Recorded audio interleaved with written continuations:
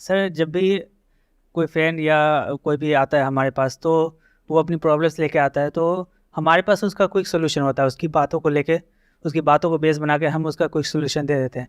लेकिन जब बात अपनी बारी आती है कि हमारे साथ कोई प्रॉब्लम होता है, तो हम फंस जाते हैं वहाँ पे। हमें समझ में नहीं आता है कि हम करें तो क्या करें, तो इस सिचुएशन को कैसे डील करें। आप में से कोई है जो जवाब देना चाहेंगे?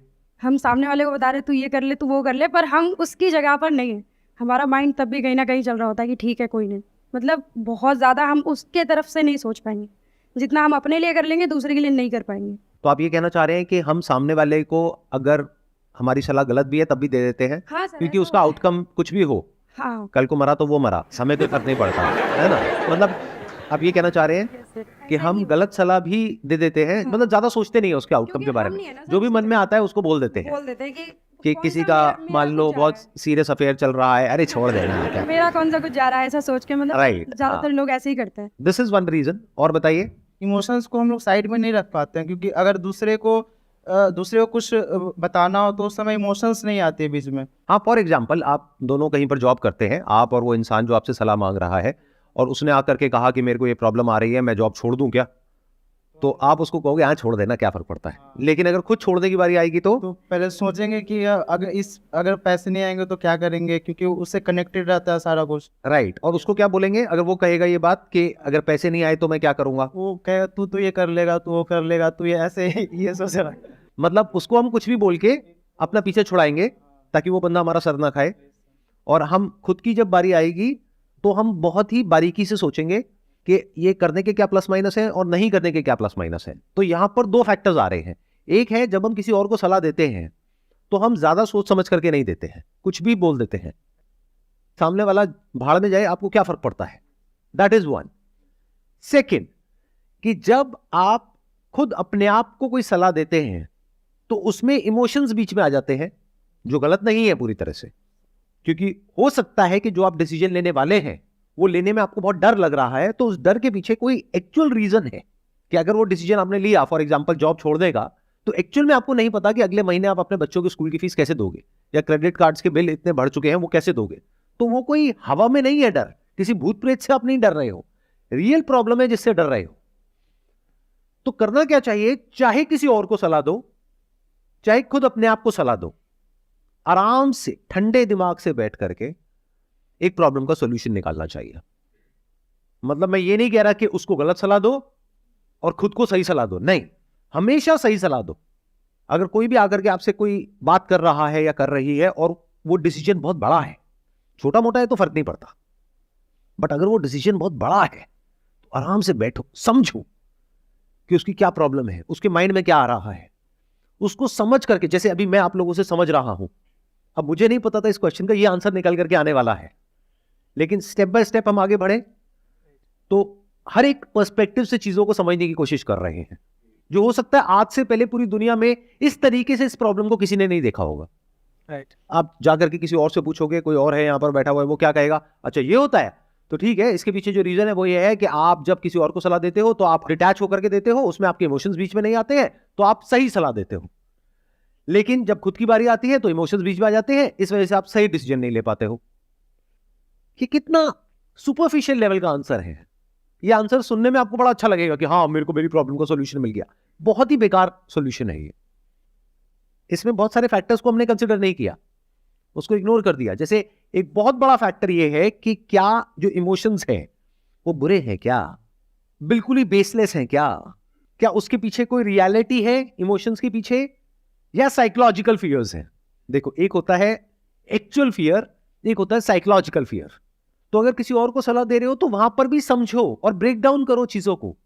अब आप कहोगे उसमें मेरा क्या फायदा है, अरे आपका ये फायदा है, अगर आज आप उसको अच्छे से गाइड कर रहे हो तो कल खुद को भी अच्छे से गाइड कर पाओगे।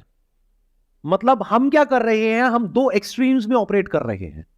जब कोई और हमारे पास सलाह लेने आता है तो बहुत ही घटिया लेवल की सलाह हम फटाफट से दे देते हैं उसको, बिना डिटेल में समझे कि उसकी लाइफ की एक्चुअल में प्रॉब्लम क्या है, कि वो किस स्टैंड पॉइंट से क्या पूछ रहा है या पूछ रही है।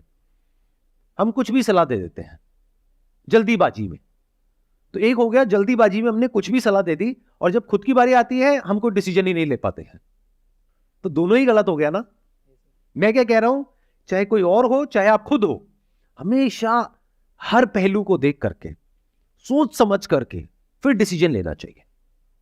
मतलब उसमें प्रैक्टिकलिटी का भी रोल है, इमोशंस का भी रोल है, डिजायर का भी रोल है, फियर का भी रोल है, रिस्क एनालिसिस भी है, वेरी इंपॉर्टेंट।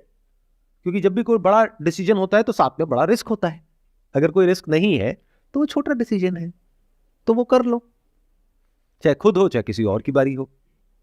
बट अगर कोई बड़ा डिसीजन है तो बड़े लेवल पे सोचना पड़ेगा। अब सवाल उठता है, ऐसे सोचते कैसे हैं?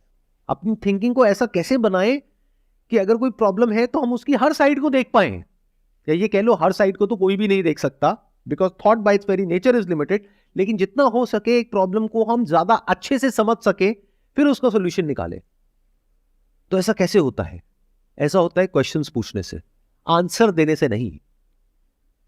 आपने कभी नोट किया होगा, अगर मेरे से कोई कुछ पूछता है या पूछती है तो मैं पलट करके उनसे क्वेश्चंस पूछता हूं।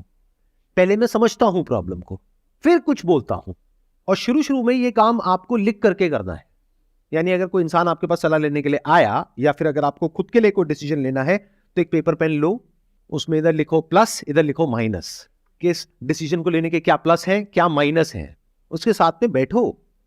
उस इंसान के लिए वो डिसीजन बहुत इंपॉर्टेंट है। 2 मिनट में मत बोलो उसको कुछ भी करने के लिए, हो सकता है उसकी पूरी लाइफ खराब हो जाए। और फिर धीरे धीरे क्या होगा, अगर आप इस तरीके से काम करने लग गए, यानी लिख करके अपने माइंड को क्लियर करने लग गए, तो धीरे धीरे आपकी माइंड में ही प्लस माइनस एकदम से आ जाएंगे। प्रैक्टिस की बात है, इस तरह की हमारी प्रैक्टिस नहीं है। हम लोग क्या गलती करते हैं कि अगर कोई हमारे पास में आता है सलाह लेने के लिए, तो फटाफट से सलाह दे देते हैं, चाहे उसका हमको कोई नॉलेज है या नहीं है, एक्सपीरियंस है या नहीं है। जैसे कोई आया कि ये बिजनेस करना चाहिए, अब आपको बिजनेस के बारे में ABCD भी नहीं पता, नहीं ये बिजनेस तो बेकार है। हो सकता है वो बिजनेस बहुत बढ़िया हो। या फिर कोई आया कि मेरे माइंड में बिजनेस आइडिया आ रहा है, मैं कर लूं क्या? हाँ कर ले, बहुत बढ़िया है। आपको क्या पता बिजनेस के बारे में? क्यों बोल रहे हो, क्यों जवाब दे रहे हो? उसको बोलो, भाई एक काम कर, मेरे कॉन्टैक्ट में ये है, या तेरे कॉन्टैक्ट में ये है, इनको बिजनेस के बारे में पता है, चल हम दोनों मिल करके उनके पास चलते हैं। और पहले हम इस बिजनेस प्लान को जो तेरे माइंड में है लिख करके इसके प्लस माइनस निकालते हैं अपने स्टैंड पॉइंट से, फिर उनके स्टैंड पॉइंट से समझेंगे, फिर डिसीजन लेंगे कि करना चाहिए नहीं करना चाहिए। करना चाहिए तो कितना पैसा लगाना चाहिए। तू कह रहा है कि इसमें 20 लाख रुपए लगेगा, क्या कोई ऐसा तरीका है कि 2 लाख में काम हो जाए, ताकि रिस्क कम हो जाए? क्योंकि अगर 20 लाख चला गया तो फिर तू आगे क्या करेगा? तो कभी भी किसी को गलत सलाह मत दो जिंदगी में। गलत सलाह क्या होती है? गलत सलाह सिर्फ ये नहीं होती है कि आप जानबूझ करके उसका कुछ बुरा कर रहे हो। गलत सलाह यह भी होती है कि बिना एक प्रॉब्लम को समझे आप किसी को सलाह दे रहे हो। मैं आपको प्रैक्टिकल एग्जांपल देता हूं। कोई आपकी फैमिली में या आपके फ्रेंड सर्कल में बीमार है, उसका मानो पेट खराब हो गया है या खांसी जुकाम है, कुछ भी है, आप जाओगे फटाफट से जाकर के उसको सलाह दे दोगे, भाई ये ले ले ठीक हो जाएगा। Based upon what? कि मैंने ये लिया था, मैं ठीक हो गया था, तो तू भी लेगा तो तू भी ठीक हो जाएगा। अरे उसकी प्रॉब्लम और आपकी प्रॉब्लम सेम है क्या? तो आपने क्या किया? एक इंसान को गलत सलाह दे दी। आपकी नीयत गलत नहीं है, लेकिन आपकी ये जो सलाह है ये बेवकूफी भरी है। और जब हम दूसरों के साथ ऐसे करते हैं तो एक स्टेज ऐसी आ जाती है कि हम खुद के साथ भी यही करने लग जाते हैं। टाइम खराब चल रहा है, किसका नहीं चल रहा है पहले तो मुझे ये बता दो। पैसे की दिक्कत है, किसको नहीं है ये बता दो। रिलेशनशिप्स की दिक्कत है, घर में कलेश होते हैं, किसके नहीं होते हैं ये बता दो। शादी के बाद अगर एक छत के नीचे रहते हैं तो हेल्थ के लेवल पे प्रॉब्लम चल रही है, एक के बाद एक आ रही है, किसके नहीं आ रही है बता दो आज के टाइम में। तो जब ऐसी 2-4 चीजें हो जाती हैं किसी की लाइफ में, तो हम उल्टी सीधी सलाह उसको देने लग जाते हैं। कुछ तो हुआ है, या तो किसी की नजर लगी है, या कहीं किसी ने कुछ कर दिया है। क्या कभी ऐसा हुआ तू घर के बाहर निकला हो और कहीं कोई हरी मिर्च है, ये वो नींबू वींबू कहीं कुछ? हाँ एक बार हुआ था, चाहे कोई बंदा भेलपूरी खा रहा था, उसमें वो करके उसने फेंक दिया। हाँ एक बार हुआ तो मेरा पैर भी पड़ गया था। बस यही चक्कर है। चल तू एक काम कर, तू वहां जा, देख सब ठीक हो जाएगा। अभी कैसी सलाह है?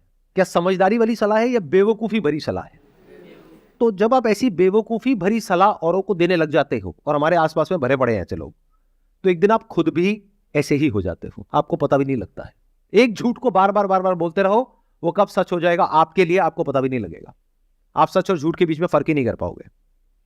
तो चाहे आप खुद हो चाहे कोई और है, बिना सोचे समझे कुछ भी नहीं बोलना है। अगर आपके पास में उस क्वेश्चन का आंसर नहीं है, उस प्रॉब्लम का सॉल्यूशन नहीं है, तो चुप हो जाओ। आप लोग मेरी वीडियोस देखते हो तो आप लोगों को पता नहीं है, ये सेशन मेरा एक्चुअल में होता है, जैसे आज का ये जो सेशन है ये होगा करीबन 1 घंटे का। अपलोड कितने मिनट का होता है? Hardly 15 minute 20 minute. क्यों? क्योंकि बहुत सारे क्वेश्चन ऐसे होते हैं जहां पर मैं दूर से ही हाथ जोड़ देता हूं, मैं कहता हूं भाई ये मेरी फील्ड से रिलेटेड नहीं है, मेरे पास में इस क्वेश्चन का कोई जवाब नहीं है। ये नहीं कि कोई भी कुछ भी पूछ रहा है और मैं बकवास करता चला जा रहा हूं।